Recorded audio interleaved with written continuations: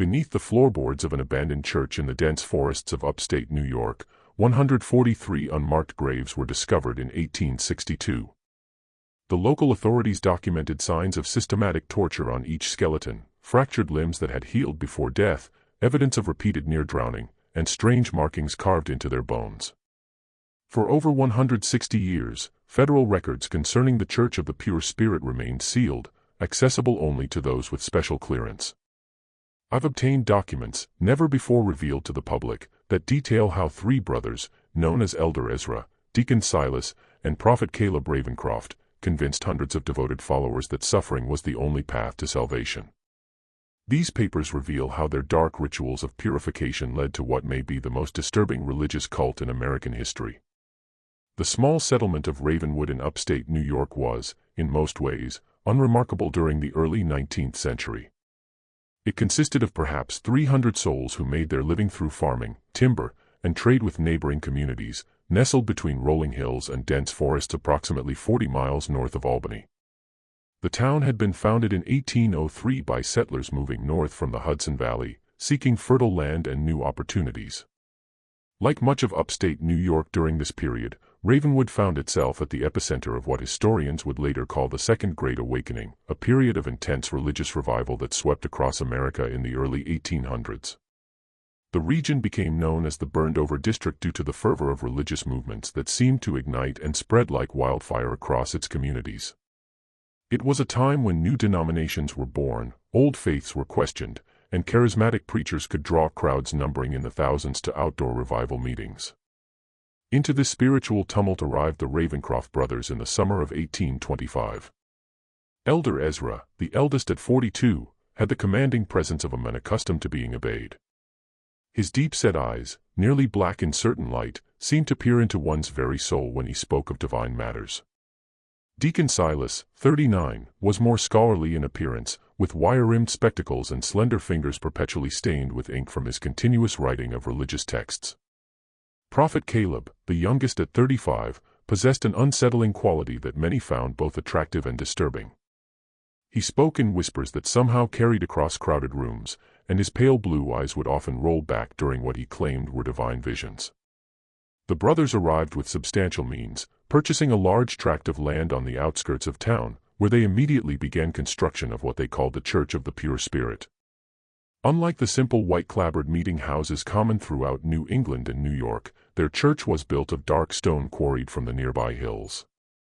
Its architecture was unusual, a central octagonal sanctuary surrounded by 8 smaller chambers, with a steeple rising to a height that seemed excessive for such a remote location. Most striking was the absence of windows in the main sanctuary, with light provided only by carefully positioned lanterns during services. "We have been called by the Spirit to this place," Elder Ezra announced at their first gathering, which curiosity had made well attended despite initial skepticism from locals. "In an age of false prophets and lukewarm faith, we bring the true message of purification through tribulation. The Spirit has revealed to us that this community shall be the cradle of a new understanding." The brothers had timed their arrival perfectly. The religious landscape of 1825 America was fractured and uncertain. Traditional denominations like the Episcopalians and Presbyterians were losing ground to more emotional and demonstrative faiths. Methodists were gaining converts through circuit riders who brought fiery sermons to the frontier. Baptists were expanding rapidly with their emphasis on individual conversion experiences. And new American-born faiths were emerging. The Mormons would begin their journey just 1 year later and less than 100 miles away when Joseph Smith published the Book of Mormon in 1830. In this environment of spiritual searching, the Ravencrofts' message found fertile ground. Their doctrine was deceptively simple at first: true salvation could only be achieved through suffering that burned away sin and impurity. They cited biblical passages about refinement through fire and Christ's suffering on the cross. But what distinguished their teaching was the literal interpretation. Physical suffering was not just metaphorical but necessary for spiritual cleansing. "The flesh is the vessel of sin," Deacon Silas would explain during early sermons, his voice measured and reasonable. "Therefore, the flesh must be tested, tried, and purified through tribulation. Only when the body has been broken can the spirit truly soar." Their congregation grew steadily through that first year. The brothers were selective about who could join, requiring potential members to undergo a discernment interview with Prophet Caleb, who would determine if they were worthy vessels for purification. Those accepted were predominantly from three groups: the desperately poor, seeking community and purpose; the deeply troubled, seeking redemption from past sins; and the wealthy, seeking spiritual experiences beyond what traditional churches offered. Margaret Wilkins was among the first converts, a widow who had lost her husband and 2 children to scarlet fever the previous winter. "He looked at me as though he could see my thoughts," she wrote in a journal later discovered by federal investigators. "He told me my suffering had meaning, that it was preparing me for a greater purpose. For the first time since burying my family, I felt something other than despair." By 1827, the Church of the Pure Spirit had grown to nearly 100 members. Some lived in simple dwellings constructed around the church, while others maintained homes in Ravenwood but spent most of their time at the church compound. The Ravencrofts encouraged members to donate their property and savings to the church, explaining that worldly attachments prevented spiritual elevation. The most devoted followers were invited to become vessels of the Spirit, a special status that required them to undergo more intensive purification rituals. These early ceremonies were relatively mild compared to what would come later: extended fasting, night-long prayer vigils, and rituals involving ice-cold water that symbolized the drowning of the sinful self. What few outsiders realized was how methodically the Ravencrofts were escalating the intensity of these practices. Like the proverbial frog in slowly heating water, their followers were being conditioned to accept increasingly extreme forms of purification without recognizing the dangerous path they were traveling. By 1829, when construction began on an extensive network of chambers beneath the church, the Ravencrofts had established complete control over their followers' lives, thoughts, and bodies. The stage was set for darkness to descend upon the Church of the Pure Spirit.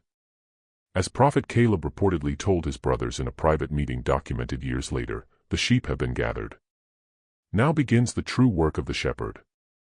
The people of Ravenwood would soon discover that the Ravencroft brothers' definition of shepherd had little to do with protection and everything to do with sacrifice. The transformation of the Church of the Pure Spirit from an unusual but seemingly benign religious community to something far more sinister can be traced to a specific date: December 21, 1829, the winter solstice, the longest night of the year. What occurred that night would later be referred to in secret church documents as the First Ascension, and would establish the pattern for the horrors that followed. The day began with an announcement from Elder Ezra that Prophet Caleb had received a profound vision during the night. The entire congregation was summoned to the church for what was described as a revelation of the next level of purification. As darkness fell and the temperature dropped below freezing, nearly 150 followers filled the windowless sanctuary, which was illuminated only by 12 large candles positioned at the points of an enormous pattern carved into the wooden floor, a spiral that wound inward toward a central platform. Thomas Hartford, a blacksmith who had joined the church 6 months earlier following the death of his wife, later escaped and provided testimony about what happened next. According to Hartford, Elder Ezra addressed the congregation with unusual intensity, his voice rising to a fever pitch as he described how their previous purification rituals had been merely preparation for the true cleansing. "Brothers and sisters," Elder Ezra proclaimed, "we have been patient shepherds, guiding you gently toward understanding. But the Spirit grows impatient with our progress. Tonight, Prophet Caleb has been shown the true path to salvation, and it requires greater courage than we have yet demanded." At this point, Prophet Caleb emerged from one of the side chambers. Witnesses described him as appearing transformed, his skin unnaturally pale, his movements jerky and uncoordinated, his eyes rolled back to show only whites. He began to speak in what he claimed was the tongue of angels, a series of guttural sounds and high-pitched wails that echoed through the sanctuary. After several minutes of this disturbing display, Prophet Caleb collapsed to the floor. When he rose again, he spoke in his normal voice, but with a cadence and authority that many found mesmerizing. He announced that the Spirit had selected 3 members of the congregation for the honor of First Ascension. Sarah Pembroke, Michael Collins, and Rebecca Winters, he called out. "The Spirit has found you worthy of elevation." The 3 individuals, all relatively recent converts to the church, were led to the central platform by Deacon Silas. What followed was described by Hartford as a ceremony unlike anything I believed possible among civilized people. Each of the 3 was stripped to their undergarments despite the winter cold. They were then bound to wooden frames that had been constructed in the shape of inverted crosses. Elder Ezra explained to the congregation that inverting the sacred symbol was not blasphemy but rather represented the necessary reversal of fortune, from pride to humility, from comfort to suffering, from life to death to rebirth. For the next several hours, the Ravencroft brothers subjected the three chosen ones to a series of torments they called the 7 trials of purification. First came the trial of air, in which wet cloths were placed over their faces while water was slowly poured over them, creating the sensation of drowning. Then came the trial of earth, where soil from the church grounds was packed around their bodies up to their necks, effectively burying them alive for short periods. The trial of fire involved heated metal implements pressed briefly against their skin, leaving burn marks in specific patterns. The trial of water saw them repeatedly submerged in ice-cold water until they lost consciousness, then revived. Hartford's testimony becomes fragmented when describing the final 3 trials, as he admitted to having vomited and nearly fainted during the proceedings. What is clear from multiple accounts is that throughout these tortures, the 3 victims were encouraged to embrace their suffering as divine blessing. Whenever they screamed in pain, the congregation was instructed to chant, "Through suffering comes purity. Through purity comes elevation." Most disturbing was the congregation's response. Hartford reported that while some members wept quietly or looked away, many appeared entranced, watching with expressions of reverence or ecstasy. The Ravencrofts had spent years conditioning their followers to associate pain with spiritual advancement. And now that conditioning bore its terrible fruit. Near dawn, when the 7 trials were complete, the 3 victims hung limp on their frames, barely conscious but still alive. Elder Ezra announced that they had been emptied of sin, and were now ready to be filled with the pure Spirit. What happened next would haunt those who witnessed it for the remainder of their lives. Prophet Caleb approached each victim and placed his hands on their heads, whispering into their ears. According to Hartford and one other witness who later spoke to authorities, the 3 victims suddenly convulsed violently, their bodies arching against their restraints with such force that bones could be heard breaking. Their eyes flew open, bulging and bloodshot, and they began speaking in the same strange language Prophet Caleb had demonstrated earlier. By sunrise, all 3 had died. Elder Ezra proclaimed them successfully ascended, and declared that their souls had been so thoroughly purified that they had been accepted directly into heaven, bypassing judgment. Their bodies, he explained, are merely empty vessels now, to be revered as holy relics. The 3 corpses were not buried immediately. Instead, they were placed in one of the newly constructed chambers beneath the church, laid out on stone slabs where congregation members could view them and pray for similar elevation. According to church records later seized by authorities, these were the first of what would eventually become hundreds of bodies stored in the catacombs beneath the Church of the Pure Spirit. The morning after the first ascension, several congregation members quietly packed their belongings and fled Ravenwood. Thomas Hartford was among them, though he would not speak of what he had witnessed for many years, believing no one would believe such horrors possible in Christian America. Those who remained became even more devoted to the Ravencrofts and their twisted doctrine. The brothers had crossed a threshold into murder disguised as religious ceremony and found that their control over their followers was not diminished but strengthened. Within the Church of the Pure Spirit, death had become sacrament. As Prophet Caleb reportedly told his brothers after the ceremony, in a conversation later recounted by a church elder who eventually turned state's evidence, "Now we have shown them the true face of God, and they did not turn away. There is nothing they will not accept from us now." He was right. The first ascension marked only the beginning of the atrocities at the Church of the Pure Spirit. What followed would be 3 decades of escalating horror hidden behind the respectable facade of religious devotion. In the years following the first ascension, the Church of the Pure Spirit underwent a transformation that went largely unnoticed by the outside world.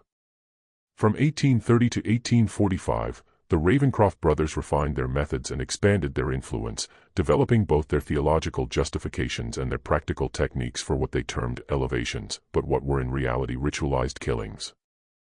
The brothers were careful to maintain a veneer of respectability. The public face of their church emphasized charity, community, and spiritual renewal, themes that resonated perfectly with the ongoing religious revival sweeping through the burned-over district. Outwardly, they participated in the broader religious community, occasionally hosting gatherings where other preachers were invited to speak, and making donations to causes such as temperance societies and orphanages. Behind this facade, however, the true nature of their operations grew increasingly complex and disturbing. The underground chambers, initially constructed as simple cellars, were expanded into an elaborate network of tunnels and rooms that extended far beyond the church's footprint. Local workers hired for the initial construction were replaced by devoted church members who could be trusted with secrets, and eventually the excavation was performed exclusively by vessels of the Spirit, followers who had proven their absolute loyalty. By 1835, the catacombs, as they came to be known among the inner circle, contained at least 7 large chambers and dozens of smaller alcoves. Each served a specific function in the Ravencroft's twisted theology. The chamber of preparation, where candidates for elevation were kept in isolation for days before their ordeal, the chamber of trials, where the 7 purification tortures were administered, the chamber of ascension, where the final fatal rituals took place, and most disturbing of all, the chamber of saints, where the bodies of the ascended were preserved. This preservation of corpses became a central element of the cult's practices. Unlike most religious groups that reverently bury their dead, the Ravencrofts kept the bodies of their victims in various states of preservation. Some were partially mummified using techniques Deacon Silas had allegedly learned from medical texts. Others were reduced to clean skeletons through methods that investigators would later struggle to reconstruct. These remains were arranged in elaborate tableaus throughout the Chamber of Saints, posed in positions of prayer or ecstasy, sometimes articulated with wire to maintain their posture. Elizabeth Carver, who joined the church in 1832 and eventually escaped in 1844, provided some of the most detailed accounts of these chambers. "The smell was the first thing that struck you," she recounted to federal investigators. "Not the stench of decay, as one might expect, but the overwhelming odor of chemicals, turpentine, alcohol, and something sweeter I couldn't identify. The brothers claimed it was the perfume of sanctity, but I later learned it was substances used in embalming." Carver described how new members were gradually introduced to the existence of these chambers, first hearing about them as symbolic spaces, then being permitted limited access to the less disturbing areas, and finally, for those deemed most loyal, being allowed to witness or even participate in the rituals conducted within them. "It was a careful seduction," she explained. "By the time you saw the Chamber of Saints with its dozens of corpses arranged like some grotesque congregation, you had been so thoroughly indoctrinated that it seemed beautiful rather than horrifying. I remember weeping with what I thought was religious ecstasy the first time I was permitted entry. Now those tears shame me beyond words." The frequency of elevations increased gradually over the years. In 1830, according to church records later seized as evidence, there were only 2 such ceremonies, resulting in 5 deaths. By 1835, the number had risen to quarterly events, each claiming 2 to 4 lives. And by 1840, monthly elevations had become the norm, with special ceremonies on solstices and equinoxes often taking larger numbers of victims. The Ravencrofts became selective in choosing candidates for elevation. Initially, they favored those without close family connections, widows, orphans, and drifters who would not be missed. Later, as their confidence grew, they began selecting from devoted families within the congregation, framing selection as the highest honor a family could receive. To give a child to the Spirit was considered the ultimate expression of faith, Carver recalled. Parents would compete for this blessing, offering their sons and daughters with a fervor that seems unimaginable to me now. While the brothers maintained their distinct roles, Elder Ezra as the authoritative voice, Deacon Silas as the scholarly theologian, and Prophet Caleb as the mystical conduit to the divine, their private dynamic shifted over time. According to accounts from former Inner Circle members, Caleb's influence grew as his visions directed ever more aspects of church life. By 1840, it was Caleb who selected all candidates for elevation and determined the specific rituals to be used in each case. His mental state appears to have deteriorated significantly during this period. Journal entries attributed to him, recovered from a hidden compartment in his private quarters, reveal increasingly incoherent writings interspersed with detailed anatomical drawings. One entry from 1842 reads, "The Spirit has revealed that souls reside not merely in the heart or mind as commonly thought, but are distributed throughout the body in specific nodes. Each elevation allows me to map these sacred points more precisely. Soon I shall have the complete divine anatomy." As the church's membership grew to nearly 300 by 1845, the Ravencrofts faced the practical challenge of disposing of evidence from their increasing number of elevations. This led to one of their most macabre innovations, the selling of human remains to medical schools. In the mid-19th century, medical colleges struggled to obtain cadavers for anatomical study. Legal sources were limited primarily to executed criminals, leaving an insufficient supply for teaching purposes. This created a black market for bodies, with resurrection men illegally exhuming the recently buried or claiming unclaimed bodies from poorhouses. Deacon Silas, whose scholarly pursuits had given him connections in academic circles, established relationships with agents who supplied medical schools in Albany, New York City, and as far away as Philadelphia.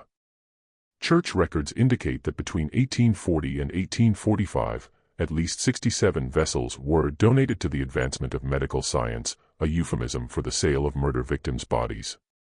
This commercial aspect served multiple purposes for the Ravencrofts. It disposed of evidence, generated significant income for the church, and provided Deacon Silas with access to medical knowledge that he incorporated into the cult's practices. From these transactions, he learned improved preservation techniques and more efficient methods of causing pain without leaving external marks, knowledge that would make the church's later atrocities even more sophisticated. By 1845, the Church of the Pure Spirit had evolved from a fringe religious group into something unprecedented, a self-sustaining system of indoctrination, ritual murder, and profit disguised as spiritual advancement. The brothers had created what one federal investigator would later call a perfect machine for evil, operating in plain sight under the protection of religious freedom. Yet, despite their careful management of appearances, rumors began to spread. The sheer number of people who had joined the church only to disappear from public life raised questions. Former members who had fled rarely spoke openly about their experiences, fearing either disbelief or retaliation. But their haunted expressions and reluctance to discuss their time with the Ravencrofts fueled local suspicions. It was these growing murmurs, combined with an unexpected discovery by a postal inspector investigating financial irregularities, that would eventually draw official attention to the quiet horror unfolding in Ravenwood. But that reckoning still lay years in the future. For now, the Church of the Pure Spirit continued its dark work, its true nature hidden beneath layers of religious respectability and the fervent devotion of followers who had been taught to see murder as the highest form of worship. Before we continue with the story of the Church of the Pure Spirit, if you're enjoying this dark tale of religious horror in America's past, make sure to subscribe to our channel and leave a comment telling us what state or city you're listening from. Your support helps us bring more of these forgotten historical nightmares to light. Now, let's return to the twisted world of the Ravencroft brothers. The public face of the Church of the Pure Spirit reached its zenith during the late 1840s. To the outside world, the Ravencroft brothers appeared to be successful religious leaders riding the wave of the Second Great Awakening. Their compound had expanded to include not only the main church building and underground chambers, but also dormitories for single members, modest homes for families, workshops where church goods were produced, and even a small school for the children of followers. Visitors to Ravenwood often commented on the prosperity and orderliness of the church community. The Ravencrofts were particularly careful about who they allowed onto their property, generally limiting access to potential converts who had been carefully vetted or to respected community figures they wished to impress. During these sanctioned visits, what outsiders saw was an industrious religious community where members worked together, prayed together, and supported one another. What remained invisible was the web of psychological control, the nighttime rituals in the underground chambers, and the steadily increasing number of elevations. Also hidden was the growing wealth of the Ravencroft brothers, amassed through donations from followers, the sale of human remains to medical schools, and various businesses operated under church auspices but primarily benefiting the brothers. The first significant thread that would eventually unravel their carefully constructed facade appeared in 1847 when James Thornhill, a postal inspector investigating financial irregularities in several upstate New York communities, noticed unusual patterns in banking transactions connected to the Church of the Pure Spirit. Large sums deposited at irregular intervals, always in cash, Thornhill noted in his official report. Amounts consistent with institutional deposits rather than individual banking. Transfers to medical colleges in Albany, Philadelphia, and Baltimore with vague notations regarding research donations. Thornhill's investigation might have remained focused solely on potential financial improprieties had he not encountered Martha Simmons, a former church member who had fled the community after witnessing her sister's elevation in 1846. Initially reluctant to speak about her experiences, Simmons eventually provided Thornhill with the first official testimony about the true nature of the Ravencroft's activities. She spoke of rituals involving torture, of bodies kept in underground chambers, of children being selected for special blessings and never seen again. Claims so outlandish that I would have dismissed them as the ravings of a disturbed mind, Thornhill wrote, had they not aligned so perfectly with the financial irregularities I'd already documented. Thornhill brought his concerns to his superiors, but the response was tepid at best. Religious freedom was strongly protected, and accusations against a church required extraordinary evidence. Without permission to pursue an official investigation, Thornhill continued gathering information privately, creating a network of contacts around Ravenwood who could report on the church's activities. One such contact was Dr. William Garrett, a physician in Albany who had grown suspicious about the condition of cadavers he examined that allegedly came from the Church of the Pure Spirit. Standard practice was to receive bodies of the deceased who had donated their remains to medical science, Garrett later testified. But these specimens showed signs of systematic antemortem trauma, injuries sustained before death that had partially healed, and the manner of death itself was consistent across multiple bodies, evidence of asphyxiation combined with extreme physical stress. In 1850, Garrett secretly reached out to Thornhill, providing detailed medical reports on 7 bodies he had examined. These documents provided the first scientific evidence that something sinister was occurring at the Church of the Pure Spirit. Still, authorities remained reluctant to act against a religious organization without irrefutable proof of criminal activity. The breakthrough came from an unexpected source. In the spring of 1851, Prophet Caleb Ravencroft's mental state, which had been deteriorating for years, reached a crisis point, according to accounts from church members who later testified. He began experiencing violent episodes where he would rave about spirits emerging from the walls and the divine anatomy becoming visible in the air. During church services, his prophetic utterances became increasingly bizarre and frightening, even to the most devoted followers.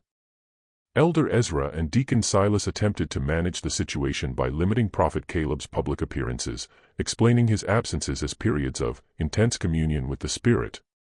In private, however, they confined him to a specially constructed room in the furthest reaches of the underground chambers, where his screams would not be heard above ground. This confinement might have contained the immediate problem had Prophet Caleb not escaped during a momentary lapse in supervision. On the night of June 17, 1851, he somehow freed himself from his restraints and made his way through the catacombs to emerge in the woods beyond the church property. What followed was described in the Albany Evening Journal as a scene of public madness unprecedented in the region's history. Naked and covered in self-inflicted wounds, Prophet Caleb appeared in Ravenwood's town square during a community gathering celebrating the summer planting. Before a crowd of horrified onlookers, he proclaimed himself the living vessel of the pure spirit and began describing in explicit detail the rituals conducted beneath the church. "The blood of the purified strengthens our connection to the divine," he reportedly shouted. 217 vessels have been emptied, and the Spirit has filled me with their essence. The chambers beneath hold the sacred remains of the elevated, and soon all of you shall join them in glorious suffering. Local authorities detained Prophet Caleb, initially believing him to be simply a dangerous lunatic. When he identified himself as one of the Ravencroft brothers, however, his ravings took on new significance. Thornhill, who had cultivated relationships with several local officials, was notified immediately. He arrived in Ravenwood the following day to interview Prophet Caleb. What he found was a man in the final stages of complete psychological collapse. Prophet Caleb alternated between periods of catatonic silence and frenzied confession, during which he provided details about the church's activities that corroborated earlier testimonies from escaped members. Most significantly, he drew detailed maps of the underground chambers, including locations of hidden entrances and the Chamber of Saints where victims' remains were kept. Armed with this new evidence and Prophet Caleb's first-hand testimony, Thornhill finally secured authorization for an official investigation. However, word of Prophet Caleb's detention and subsequent questioning reached Elder Ezra and Deacon Silas before authorities could organize a proper search of the church grounds. What happened next demonstrated the brothers' ruthless efficiency in crisis management. Within hours of learning of Prophet Caleb's detention, they initiated what church records later revealed was a contingency plan called the Cleansing Flame. Members of the inner circle were dispatched to remove the most incriminating evidence from the underground chambers, particularly financial records and the most recently deceased bodies. Then, in a move that showed both desperation and calculated cunning, they orchestrated a controlled fire in the main church building. The fire was carefully set to destroy specific areas while leaving others intact, creating the appearance of a tragic accident rather than deliberate destruction of evidence. By the time authorities arrived with a search warrant on June 19, 1851, they found the church building partially burned and the congregation engaged in recovery efforts. Elder Ezra greeted officials with apparent cooperation, expressing shock at his brother's mental breakdown and offering full access to the property. "It seems God has tested us doubly," he reportedly told investigators. "First with the affliction of my beloved brother's mind, and now with this terrible fire. But we shall rebuild, as faith must always rise from ashes." The investigation that followed was hampered not only by the fire damage but by the brothers' meticulous preparation. The entrance to the main tunnel system had been collapsed in the fire, making access difficult. When excavation finally revealed the underground chambers, investigators found them partially flooded, a result of deliberately diverted water from a nearby stream. Many rooms had been emptied of their contents, with evidence of hasty removal.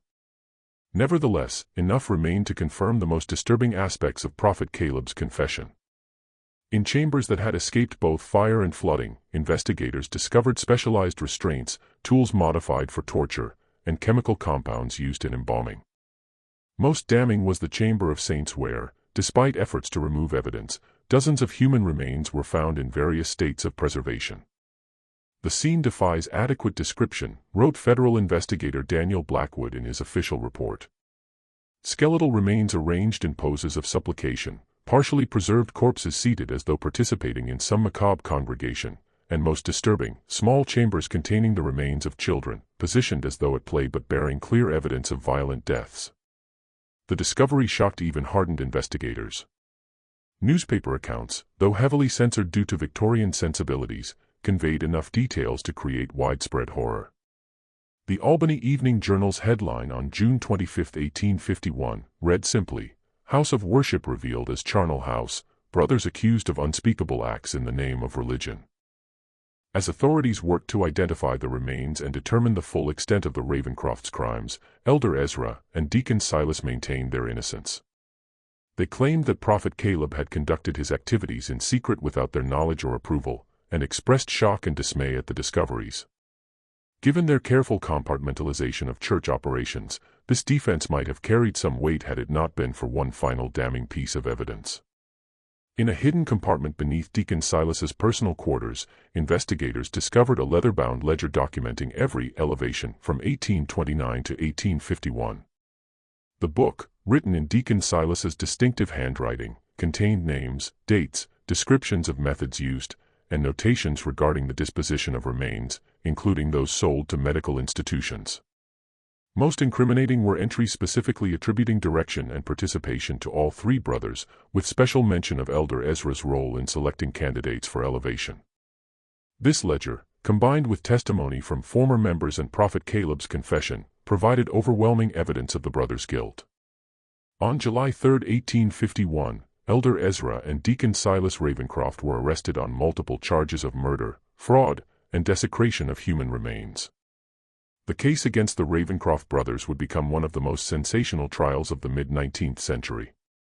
Though much of the most disturbing evidence was kept from public view by authorities concerned about its potential impact on public morality and religious sensibilities, the investigation continued to uncover new horrors, expanding well beyond the events at the church itself to include the brothers' earlier activities and the full network of their operations. But even as the legal process moved forward, the darkest secrets of the Church of the Pure Spirit remained hidden, awaiting discovery by those who would continue to investigate long after the Ravencrofts had faced justice. As the investigation into the Church of the Pure Spirit deepened through the summer of 1851, authorities found themselves confronting a criminal enterprise far more extensive than initially believed. The Ravencroft brothers had created not merely a cult with aberrant practices, but an intricate system that extended tendrils into multiple aspects of American society, religious, medical, and financial. Elder Ezra and Deacon Silas remained in custody awaiting trial, while Prophet Caleb had been committed to the state lunatic asylum at Utica, deemed too mentally unstable to stand trial. Their followers, meanwhile, had scattered, some fleeing to avoid prosecution, others remaining in Ravenwood in a state of shock and disbelief, their entire worldview shattered by the revelations. Federal investigator Daniel Blackwood, assigned to lead the case, established a temporary office in Ravenwood to coordinate the sprawling investigation. As he pieced together evidence from church records, witness testimonies, and forensic examinations, a disturbing timeline emerged that stretched back even before the brothers' arrival in upstate New York. The Ravencrofts did not begin their crimes in Ravenwood, Blackwood wrote in a confidential report to his superiors in Washington. Evidence suggests similar activities in at least 3 previous locations dating back to 1817. In each case, they established a religious community, gathered vulnerable followers, and departed before authorities became suspicious. What distinguishes Ravenwood is not the nature of their activities, but their duration and scale. Records recovered from a hidden vault beneath Deacon Silas's quarters revealed that the brothers had operated under different names in Connecticut, Pennsylvania, and Ohio before settling in New York. In each location, they had refined their methods, learning from mistakes and developing the theological framework that would eventually become the doctrine of the Church of the Pure Spirit. Most disturbing was evidence suggesting the brothers had not acted entirely alone. Correspondence between Deacon Silas and individuals at several medical colleges indicated knowledge, if not explicit awareness, of the illicit source of the specimens being provided.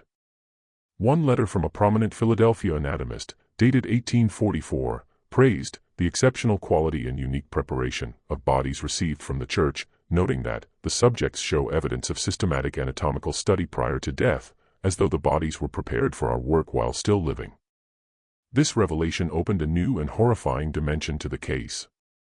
The Ravencrofts had not merely been killing their followers in the name of religious purification. They had been conducting systematic experiments on living subjects, documenting their findings, and selling both the bodies and their research to medical institutions. The brothers appear to have been conducting a form of primitive physiological research, Dr. Samuel Prescott of the Albany Medical College stated in his expert testimony to investigators. The patterns of injury, the methods of preserving tissue, and the detailed anatomical notes suggest an attempt to study human responses to various stimuli, particularly pain, and its effects on the body's systems. In August 1851, the investigation took an unexpected turn when a respected physician from Boston came forward with information that transformed understanding of the case. Dr. Jonathan Crane had been a student at Harvard Medical School in the late 1820s, where he had briefly encountered a visiting lecturer named Simon Ravenwood who presented controversial theories about pain responses and religious ecstasy. "I remember being disturbed by his methods and conclusions," Dr. Crane testified. He described experiments that seemed unethical, even by the standards of that time, and spoke of pain as a gateway to transcendent experience. "I had dismissed him as a medical eccentric, but seeing the newspaper accounts of the Ravencroft case, I recognized not only the theories but the man himself from the published sketches." Simon Ravenwood and Silas Ravencroft are undoubtedly the same person. This connection suggested that the religious doctrine of the Church of the Pure Spirit had not been merely a means of controlling followers or justifying murder, but rather that the religious framework had been constructed specifically to facilitate systematic human experimentation. The brothers had created a belief system that not only permitted but sanctified the very acts that served their research.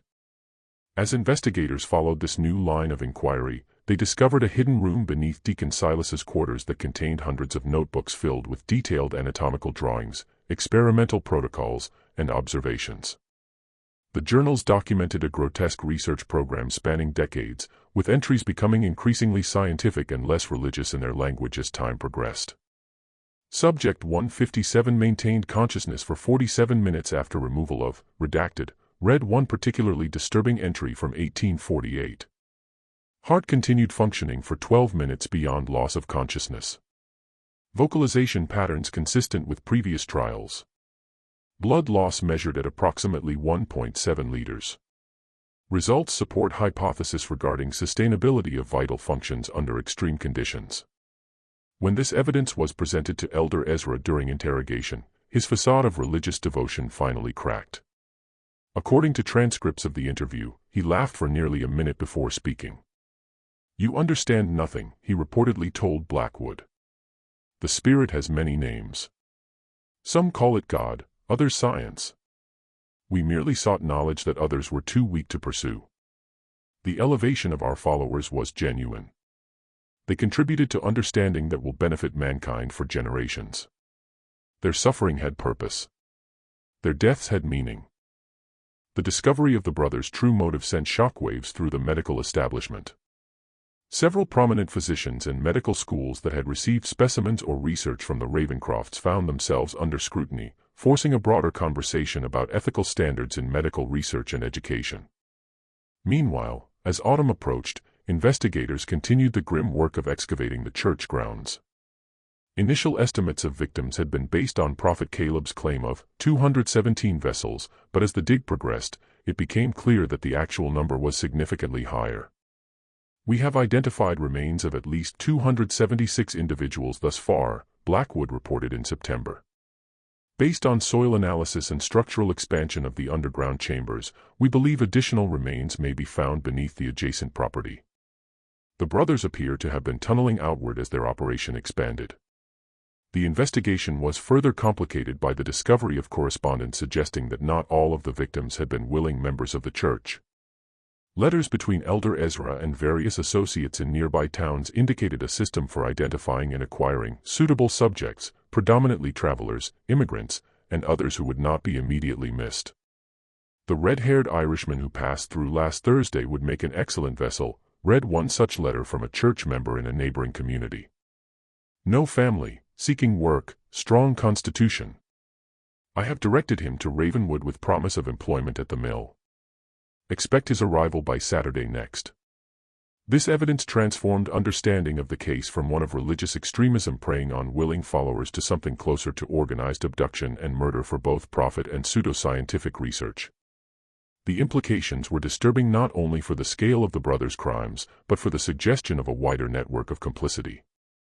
Just when we thought we'd seen it all, the horror in Ravenwood intensifies.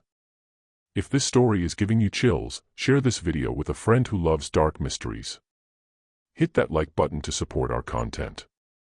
And don't forget,